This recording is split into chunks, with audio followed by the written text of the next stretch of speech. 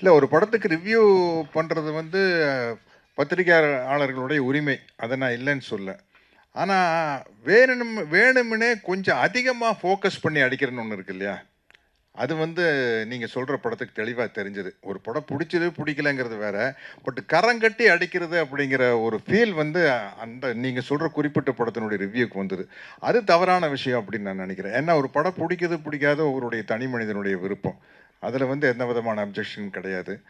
இருந்தாலும் அந்த ஒரு ஆஸ்பெக்ட் வந்து தப்புன்னு நான் நினைக்கிறேன். அது கொஞ்சம் இருந்ததா நானும் உணர்றேன். ஏன்னா நல்லா இருக்குது நல்லா இல்லைங்கிறத தாண்டி பர்சனலாக அட்டாக் பண்ணி பர்சனல் லைஃப் எல்லாம் அவங்களுடைய தனிப்பட்ட வாழ்க்கையெல்லாம் அட்டாக் பண்ணிங்கிறது வந்து அதை எப்படி ரிவ்யூக்குள்ளே வரும்? அதுக்கு ரிவ்யூக்கு என்ன சம்மந்தம் இல்லையா?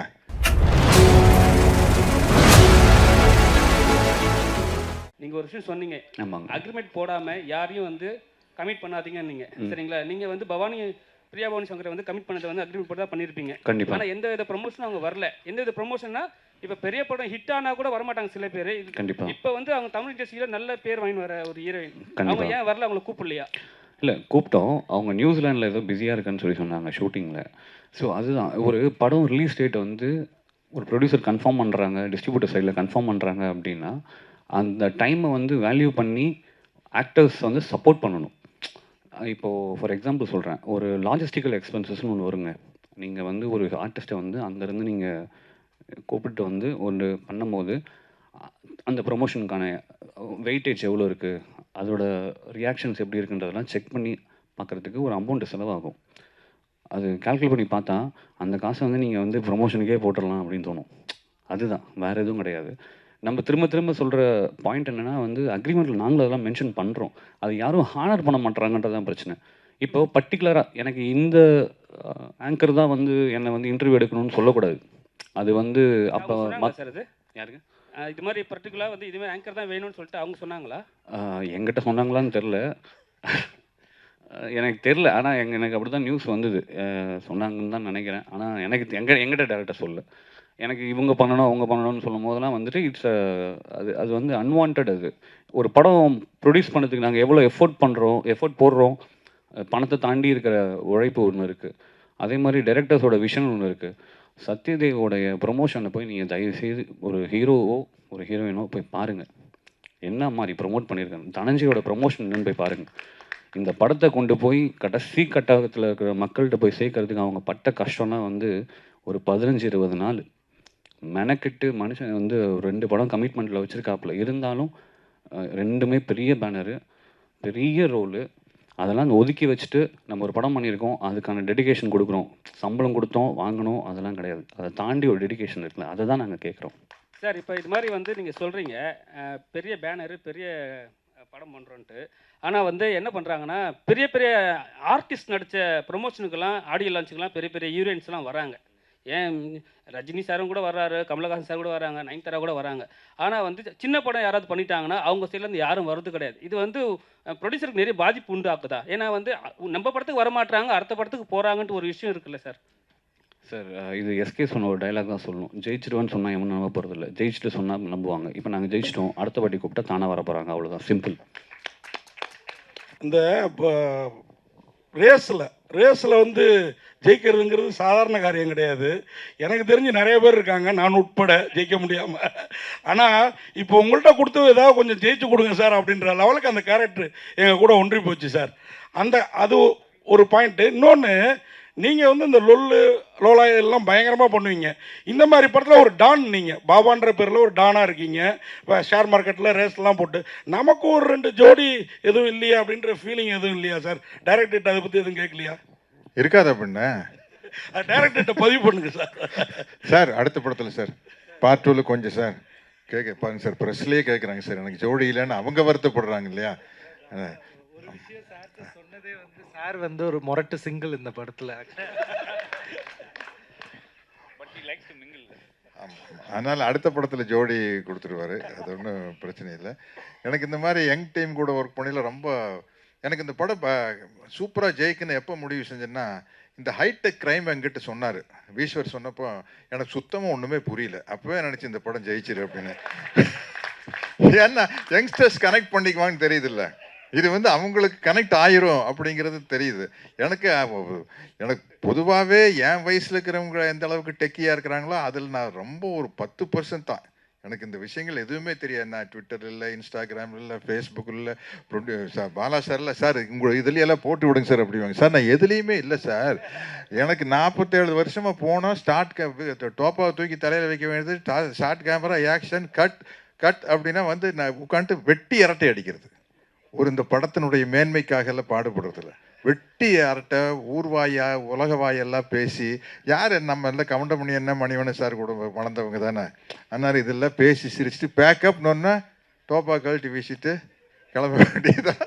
இப்படி தான் வாழ்க்கையை ஓடிட்டு இருக்குது. என்கிட்ட கேட்பாங்க, சார் அந்த பாகுபலியில் எப்படி சார் கஷ்டப்பட்டு நடிச்சிங்களா அப்படின்னு. ஒன்றுமே இல்லை சார், நடிகன் படத்தில் எப்படி நடிச்சினோ அதே மாதிரி தான் எல்லா படத்துலையும் ஜாலியாக தான் நடிச்சிருக்கேன், ஒன்றும் கிடையாது அப்படின்னு சொல்லுவேன். அதனால் சரி எங்கேயோ விட்டு போட்டு எங்கேயோ இந்த வயசாயிருச்சுனால கேட்ட கேள்விக்கு ஏதாச்சும் சம்மந்தம் இருக்குதா நான் பேசுகிறது? இருக்குதா? சரி சரி சரி. இப்போ நமக்கு தேவை வந்து அடுத்த படத்தில் எனக்கு 2-3 ஹீரோயின். ஓகே சார் அப்படியே டேரக்டர் சார் சொல்கிறேன். அது மாதிரி பணங்கிறது ஒருத்தன் கையில் இருக்காது. நான் என்ன இயேசு கிறிஸ்துவா வெள்ளிக்கிழமை ஏஞ்சி வர்றதுக்கு இந்த மாதிரி டயலாக்லாம் பார்த்தீங்கன்னா தேட்டரில் ப்ரெஸ் ஷோலேயே கிளாப்ஸாக இருந்தது. இந்த டயலாக்லாம் எப்படி நீங்கள் மட்டுமே யோசிச்சு பண்ணீங்களா இல்லை? இப்போ ஆமாம் சார். இது ஃபஸ்ட்டு நாங்கள் டிராஃப்ட் எழுதும்போது அதை பவுண்டாக நானும் யுவாவும் உட்காந்து டிஸ்கஸ் பண்ணிட்டோம். அதுக்கப்புறம் ஒரு டிராஃப்ட் எழுதும்போது யுவாவும் ஐடியா கொடுப்பாரு என்னன்னு. அது கேரக்டர் யோசிக்கும் போதே அந்த இது ஆட்டோமேட்டிக்காக வந்துடுது சார். நான் இங்கே ஆரோவில்ல தான் உட்காந்து எழுதினேன். எப்போவுமே அங்கே போயிடுவேன் யூஸ்வலி. அங்கே போய் எழுதும்போது இந்த கேரக்டர் யோசிக்கும் போதே ஒரு கவுண்டர் வந்துடும் அந்த இது.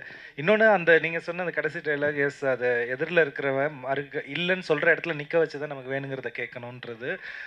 அது அந்த கேரக்டரோட மொத்த டெஃபினேஷன். அது அந்த ஏன் இவ்வளோ தூரம் அந்த கேரக்டர் வந்ததுன்றதுக்கு. ஸோ டைலாக்ஸ் அஃப்கோர்ஸ் எல்லாம் டிஸ்கஸ் பண்ணி தான் பண்ணுவோம். அது அவுட் ஆஃப் தி கேரக்டரே சில இது டப்புன்னு அதுவே வரும். சில இடத்துல அது ஒர்க் அவுட் ஆகிடும் சார். அதே மாதிரி முன்னாடிலாம் பணம் இப்போ நீங்கள் வந்து ஷேர் மார்க்கெட், குதிரை ரேஸ் எல்லாமே காமிச்சிருந்தீங்க, லாட்ரி மணி டாண்டிங். இது வந்து லக்கி பாஸ்கர்லையும் சமீபத்தில் ரிலீஸ் ஆன அந்த படத்துலேயும் இருந்தது. ஆனால் இதை நீங்கள் வேறு மாதிரி காமிச்சிருந்தீங்க. அந்த படமும் ஹிட்டு, உங்கள் படமும் அதை விட பெரிய ஹிட்டு. இது வந்து ஏற்கனவே எதிர்பார்த்ததா? அப்புறம் என்னுடைய கேள்வி என்னென்னா, இந்த பேங்க்கு பரிவர்த்தனை இந்த மாதிரி இதில் நம்ம பேங்க்கு போனோம்னா ஒரு 100 ரூபா நம்ம காசு எடுக்கிறதுக்கு 1000 கையெழுத்து போட சொல்லுவாங்க. அந்த மாதிரி ஏதாவது பாதிக்கப்பட்டு இந்த மேட்டரை வந்து பேங்க் உள்ளார இருக்கிறவன் என்னெல்லாம் பண்ணுறாங்கிற மாதிரி வச்சிங்களா? ஏன்னா ரொம்ப நேச்சராக இருந்தது. வாழ்த்துக்கள். Thank you sir. தேங்க்யூ, ரொம்ப நன்றி sir. Seriously thank you so much. படத்துக்கு ஆக்சுவலாக பார்த்தா 2 ஹீரோ மாதிரி சொல்கிறீங்க. ஆனால் ஜீப்ரான் ஏன் வச்சிங்க? அது பிளாக் அண்ட் ஒயிட் கோடுக்காக வச்சிங்களா இல்லை ப்ரொடியூசர் சொன்னதுக்காக வச்சிங்களா? இல்லைங்கள, இது அவுட் ஆஃப் ஸ்கிரிப்ட் எழுதும் போதே அது திடீர்னு அது வரணும் மைண்டில். ஸோ அப்படி வந்தது தான் ஜீப்ரானு. எனக்கு என்னென்னா இதில் இந்த படத்தில் யாருமே பியூர் பிளாக்கும் கிடையாது, பியூர் ஒயிட்டும் கிடையாது. பார்த்தீங்கன்னா தெரியும், எல்லாருமே கிரே தான். அது ஹியூமன்ஸே அப்படி தான் நான் நம்புகிறேன். ஏன்னா சுச்சுவேஷனை வச்சு அவங்க நம்ம சில சமயம் பொய் கூட சொல்லுவோம், அதை தவிர்க்க முடியாது. அன்லெஸ் அண்ட் அன்டில் நம்ம காந்திஜி மாதிரி ஒரு ஃபாலோவராக இருந்தால் அது வேறு இது ஒரு எத்திக்கல் ஸ்டாண்டுன்றது. நான் சொல்கிறது உண்மையை பேசினாருன்னு ஒரு இடத்துல ஸ்டாண்ட் எடுத்தார்ல, அந்த பாயிண்ட்டை மட்டும் சொல்கிறேன். நீங்கள் என்ன மறுபடியும் கேட்டுக்கோளும். ஓகே, சூப்பர் பிரதர் நீங்கள். ஸோ அந்த இதில் வந்து ஜீப்ரான்னு வைக்கும் போது எனக்கு இந்த கதைக்குள்ளே வந்து எனக்கு, ஏன்னா இது ஒரு ஆடுபுலி ஆட்டம் மாதிரி தான் இது. ஸோ நிறையா இந்த ஒரு ஜங்கிளில் ஒரு அனிமல்ஸ் எல்லாம் வந்து எல்லாமே அசம்பிள் ஆகிற மாதிரி, ஒரு பிளாக் ஹார்ஸ், ஒரு ஒயிட் ஹார்ஸ், ஒரு ஃபாக்ஸ் இருக்குது, ஒரு உல்ஃப் இருக்குது, ஒரு குரோக்கடைல் இருக்குன்னு அந்த எல்லாத்தையும் வைக்கும் போது அதோட களம் வந்து ஒரு செஸ் போர்ட் மாதிரி தான் நான் பார்க்குறேன். ஸோ அதுக்கு ஒரு பிளாக் அண்ட் ஒயிட் சதுரங்க வேட்டைன்றது சூப்பர் டைட்டில் இருக்குது. எனக்கு அது உங்களுக்கு தெரியும் ஆல்ரெடி. ஸோ கருப்பு வெள்ளைன்னு வைக்கிற அது எனக்கு அந்த மாதிரியான ஒரு இதில் வரவே இல்லை. சரி, எனக்கு டக்குன்னு யோசிக்கும் போது இங்கே எல்லாருமே வந்து பியூராக வந்து பிளாக்குன்னு சொல்லிட முடியாது, ஒயிட்டுன்னு சொல்லிட முடியாது. இங்கே இருக்க எல்லாருமே ஜீப்ரா, அப்படி தான் நான் பார்க்குறேன். ஸோ அதுக்கு தான் அது வச்சதுங்க பர்பஸாக. சார், ஜீப்ரா 2 வந்துட்டு நீங்கள் லீட் கொடுத்துருக்கீங்க. இப்போ அவர் வந்து சொன்னார் சூப்பர் ஸ்டாரை வச்சு நீங்கள் எடுப்பீங்க கண்டிப்பான. நீங்கள் எதுவும் அதை வச்சு ஸ்டோரி அவர்கிட்ட சொல்லியிருந்தீங்களா, இல்லை வந்து அவர் வந்து உங்களுக்கு வாழ்த்துக்கள் சொல்கிறக்காண்டி அப்படி சொன்னாரான்னு? சார், அவர் என் மேலே வச்சுருக்க நம்பிக்கை தான் அது காட்டுது சார். சார், சத்யா சார், நீங்களே சொல்லியிருந்தீங்க இந்த படத்துக்கு நல்ல ரிவ்யூஸ்லாம் வருது, ஹவுஸ்ஃபுல் அப்படி இப்படின்ற மாதிரி. ரிவ்யூஸ் பார்த்து தான் நீங்களே ஒரு ஐடென்டிஃபை பண்ண முடியுது படம் நல்லா ரீச் ஆகுது அப்படின்றது. ஸோ இப்போ ரீசெண்டாக நீங்கள் எந்த படத்தை பற்றி சொல்கிறேன்னு உங்களுக்கும் தெரியும். எதிலேருந்து அறிவிப்பு வந்தது, இப்போ படமே ரிவ்யூவால் தான் ஓடலை அப்படின்றது சொல்கிறாங்க. படம் நல்லா இருந்தால் நல்லா இருந்துச்சுன்னு சொல்ல போகிறாங்க, இல்லைன்னா இல்லைன்னு சொல்ல போகிறாங்க, எல்லாருக்கும் தெரிஞ்ச விஷயம். பட் ரிவ்யூவால் தான் படம் ஓடலை, ஸோ யார் ரிவ்யூ எடுக்கக்கூடாது அப்படின்ற மாதிரி சொல்லியிருக்காங்க. ஸோ நீங்கள் சொல்லுங்கள் சார். நீங்கள் பல படங்களை பார்த்துருப்பீங்க, பல ரிவ்யூவில் பார்த்துருப்பீங்க. இப்போ சமீபத்தில் இந்த பிரச்சனை போயிட்டுருக்கு. இல்லை, ஒரு படத்துக்கு ரிவ்யூ பண்ணுறது வந்து பத்திரிகையாளர்களுடைய உரிமை, அதை நான் இல்லைன்னு சொல்ல. ஆனால் வேணும்னே கொஞ்சம் அதிகமாக ஃபோக்கஸ் பண்ணி அடிக்கிறேன்னு ஒன்று இருக்கு இல்லையா, அது வந்து நீங்கள் சொல்கிற படத்துக்கு தெளிவாக தெரிஞ்சது. ஒரு படம் பிடிச்சது பிடிக்கலங்கிறது வேற, பட் கரங்கட்டி அடிக்கிறது அப்படிங்கிற ஒரு ஃபீல் வந்து அந்த நீங்கள் சொல்கிற குறிப்பிட்ட படத்தினுடைய ரிவ்யூக்கு வந்தது. அது தவறான விஷயம் அப்படின்னு நான் நினைக்கிறேன். ஏன்னா ஒரு படம் பிடிக்குது பிடிக்காத ஒருவருடைய தனி மனிதனுடைய விருப்பம், அதில் வந்து எந்த விதமான அப்ஜெக்ஷன் கிடையாது. இருந்தாலும் அந்த ஒரு ஆஸ்பெக்ட் வந்து தப்புன்னு நான் நினைக்கிறேன். அது கொஞ்சம் இருந்ததாக நானும் உணர்றேன். ஏன்னா நல்லா இருக்குது நல்லா இல்லைங்கிறத தாண்டி பர்சனலாக அட்டாக் பண்ணி பர்சனல் லைஃப் எல்லாம் அவங்களுடைய தனிப்பட்ட வாழ்க்கையெல்லாம் அட்டாக் பண்ணிங்கிறது வந்து அது எப்படி ரிவ்யூக்குள்ளே வரும்? அதுக்கு ரிவ்யூக்கு என்ன சம்மந்தம் இல்லையா? இல்லை சார், இப்போ நீங்கள் சொன்ன மாதிரி ரிவ்யூஸ் எல்லாமே ரிவ்யூவர்ஸ் பண்ணுறது இல்லை. இப்போ தியேட்டர்ஸ்லேருந்து படம் பார்த்துட்டு வர பப்ளிக்கு கொடுக்குற ரிவ்யூ தான் பண்ணக்கூடாதுன்னு சொல்லியிருக்காங்க. ஸோ பப்ளிக்கோட பாயிண்ட் ஆஃப் வியூவில் இந்த படம் நல்லா இருக்குது, இது நல்லா இல்லை, இந்த படம் மாதிரி இருக்குது அப்படின்ற அந்த கம்பேரிசேஷன் இது எல்லாமே இருக்கும். ஸோ அதை வந்து அக்செப்ட் பண்ணிட்டு தானே சார் ஆகணும். படம் ரிலீஸ் பண்ணுறோன்றது பப்ளிக் தான். அவங்க சொல்கிற பாயிண்ட்டையும் நம்ம ஏற்றுக்கிட்டு தானே சார் ஆகணும். நல்லா இல்லைன்னா நல்லா இல்லைன்னு ஏற்றுக்கிட்டு தானே ஆகணும். இல்லை, அது ஏற்றுக்கிறது தப்பு இல்லை. ஆனால் என்னென்னா ஒரு கல்ட் டெவலப் ஆயிடுச்சுன்னு வச்சுங்களேன். எப்படி பார்த்தியா, அவங்க யாருன்னே தெரியாது, எப்படி வச்சு அடித்தம் பார்த்தியா, வச்சு செஞ்சம் பார்த்தியா, ஏய் அப்படிங்கிற மாதிரி ஒரு ரசிகனுக்கு ஒரு மனப்பான்மை வந்துருச்சுன்னு வச்சுங்களேன். நாளைக்கு அடுத்த படத்தில் அவங்களுடைய ஃப்ரெண்டு வந்து நான் உன்னை மீறி அடிக்கிறேன் பாடுறா அப்படின்னு அடிப்பாங்க. அந்த ஒரு விஷயம் வந்து தவறான விஷயம். நிச்சயமாக வந்து ஒரு படத்தில் இருக்கிற நிறை குறைகளை சொல்ல, அதை தாண்டி அவங்களுடைய பர்சனல் விஷயத்தை படத்தினுடைய ரிவ்யூக்குள்ளே அட்டாக் பண்ணக்கூடாது. ஏன்னா நான் சொன்ன மாதிரி எல்லாருமே பணம் வாங்குறவங்க, இவர் ஒருத்தர் தான் பணம் போடுறவர் இல்லையா. அதனால் வந்து எங்களுடைய பர்சனல் லைஃப்பை வச்சு ஒரு படத்தை எப்படி அட்டாக் பண்ணலாம், அது வந்து கண்டிப்பாக கண்டிக்கத்தக்க ஒரு விஷயம். அதில் எந்த விதமான சந்தேகம் சொல்கிறீங்களா சார்? படம் பார்த்துட்டு வரவங்களுக்கும் சொல்கிறீங்களா சார்? பொதுமக்களுக்கு நான் என்ன சொல்கிறேன்னா, நீங்கள் வந்து படத்தை மட்டும் ரிவ்யூ பண்ணுங்க, அதை தாண்டி பர்சனலாக ரிவ்யூ பண்ணாதீங்க அப்படிங்கிறது பொதுமக்களுக்கு நான் வைக்கிற ஒரு தாழ்மையான வேண்டுகோள். அவ்வளோதான் சார். ஹீரோ சார், உங்களுக்கு ஹீரோ சார் சொல்லுங்கள் சார். சார் வாழ்த்துக்கள் ஃபஸ்ட்டு உங்களுக்கு. படத்தில் வந்து ரொம்ப நீட்டாக ரொம்ப அழகாக பெண்களுக்கு பிடித்த மாதிரி இருந்தீங்க. இப்போ வந்து ப்ரெஷ் சக்ஸஸ் மீட்டுக்கு ரொம்ப ரக்கடாக வந்துக்கிறீங்க. தமிழ்நாட்டு பெண்களுக்கு வந்து ரக்கடாக இருந்தால் ரொம்ப பிடிக்கும். ஸோ அதனால் வந்திருக்கீங்களா அப்படி? I am semma mass actually sir. I'm actually that character he made me shave and all, but this is how I usually look, and I'm actually doing another film. For that I've grown the beard and all. But yeah, I'm glad that you liked me in this look. So I'll try to do more films in this look here. Director sir, director sir. Yes sir, சொல்லுங்கள் sir. படத்தை திரைக்கதை, வசனம், இயக்கம், நடிப்பு எல்லாம் நல்லா இருக்கு. ஆனால் கதைன்னு பார்த்தா எனக்கு ஒரு தப்பான கதையாக தோணுது. Okay sir. ஒரு வங்கியை கொள்ளையடிப்பது அப்படிங்கிறதும், ஒரு வங்கியிலிருந்து பணத்தை எடுத்துகிட்டு போய் திருப்பி வைக்கிறது அப்படிங்கிறதும் ஒரு சட்டவிரோதம் வேறு. கரெக்ட். ஆனால் ஒரு கமர்ஷியல் படத்தில் இப்படி ஒரு ஹீரோ செஞ்சுட்டு தப்புச்சிட்டான் அப்படின்னு காட்டுறது வந்து ஒரு தவறான வழியே காட்டுது அப்படின்னு நான் நினைக்கிறேன். இல்லை, ஓகே, கண்டிப்பாக அதை ஏற்றுக்கிறேன் சார். ஏன்னா இந்த கதையை இப்போது ஸோ ஒரு சினிமாட்டிக்காக ஒரு விஷயத்த நான் சொல்ல வேண்டியது இருக்குது இந்த இதில். ஸோ இப்போ அதுதான், இப்போ நான் ஆன்டி ஹீரோ மாதிரி ஒருத்தவங்களை வச்சு ஒரு விஷயத்த நான் சொல்லும்போது இன்னும் ஆணித்தரமாக ஒரு விஷயம் இறங்குது. இப்போ நான் வந்து சாப்பிடாத ஒரு குழந்தைகிட்ட சொல்கிற மாதிரி தான் அது. அதட்டுனா அது வேறு மாதிரி இதாக இருக்குது. ஒரு மாதிரி இது பண்ணாத, நான் வேறு எதாவது வாங்கி தரேன், இதை கொடுன்னு சொல்லி பொய் சொல்லி தான் வாங்க வேண்டியதாக இருக்குது ஒரு பொருள் அந்த குழந்தைகிட்ட இருந்தால். அந்த மாதிரி தான் இது பார்க்குறேன் sir. But I'm taking your point வேலிடாக. இந்த கதைக்கு அது தேவைப்பட்டது சார். ஏன்னா இப்போ நான் இந்த படத்தை நான் எழுதிட்டு ஒரு ஸ்கிரிப்ட் எங்கள் அப்பாட்ட கொடுக்கும்போது எங்கள் அப்பாவோட ஃபஸ்ட்டு பாயிண்ட்டு போய் பேங்க்கில் போய் நாமினி நேம் ஃபில் பண்ணிட்டு வந்தார். அது நடந்தது. அது ஏன்னா அந்த இதில் வந்து நான் அந்த இதில் அந்த மாதிரி பயமுறுத்தினதுனால தான் இப்படி நடக்குமோ அப்படின்ற மாதிரி இருக்குது. அது ஏன்னா பேங்க்கில் நடக்கிற தப்பு நிறைய வெளியே தெரியறதே இல்லை. ஏன்னா உள்ளே இன்வெஸ்டிகேஷன் டீம் போட்டு எல்லாத்தையும் மூடிடுறாங்க, அது ரெப்புடேஷன் கெட்டு போயிடும்ன்றதுனால. ஸோ இந்த மாதிரி இடத்துல கொஞ்சம் இப்படி நெகட்டிவாக சொல்லும்போது கொஞ்சம் ரீச் ஆகுன்ற மாதிரி ஒரு தாட் ப்ராசஸில் இது எழுதுனது சார். அதுக்கு தான். சத்யராஜ் சார், லாஸ்ட் சார் எங்கே சார்? சார் எப்பவுமே நீங்கள் சொல்லுவீங்க எந்த படமாக இருந்தாலும் ஓடினா ஓடும், ஓடலைன்னா நம்ம ஒன்றும் பண்ண முடியாதுன்னு சொல்லிட்டு. எப்பவுமே வந்து லோகேஷ் கனகராஜ் வந்து ஒரு டெடிக்கேட்டான ஆர்டிஸ்ட் தான், நீங்களும் டெடிக்கேட்டான ஆர்டிஸ்ட் தான் சரிங்களா. இப்போ கூலியில் நடிக்கிறீங்க, உங்களை செலக்ட் பண்ணும்போது நீங்கள் பார்த்துக்கலாம் அப்படி சொன்னீங்களா, இல்லை வந்து லோகேஷ் கனகராஜுக்கு ஏற்ற மாதிரி பேசுனீங்களா?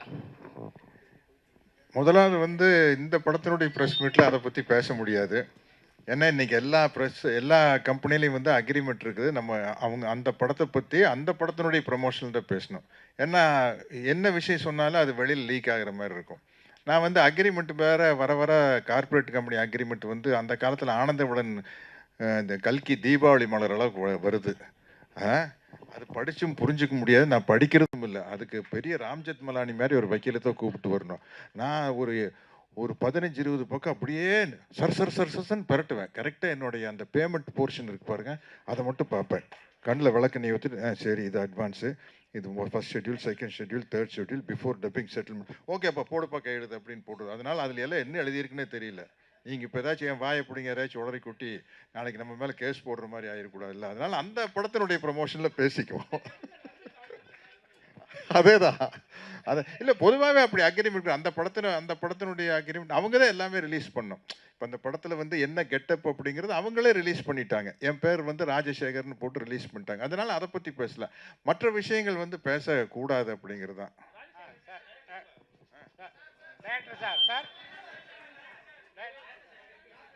கேளுங்க இருங்க, ஏதோ கேட்குறாங்க.